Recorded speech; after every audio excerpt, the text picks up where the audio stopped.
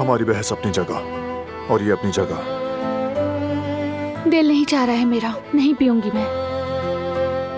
हो सकता है बेबी का दिल चाह रहा हो, उसके लिए है।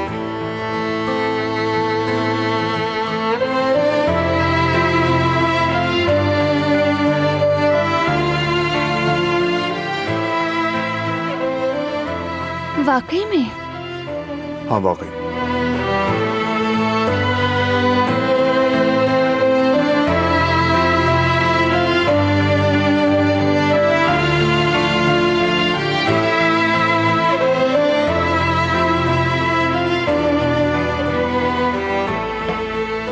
अब ठीक है?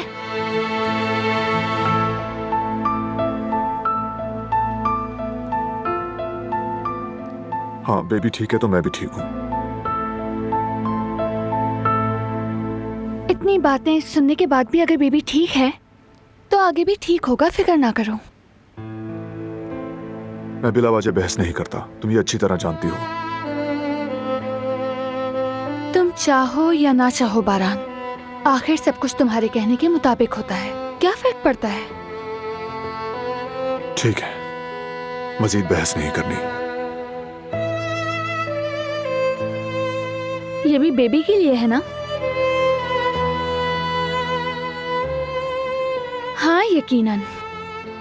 Good night. तुम्हें भी।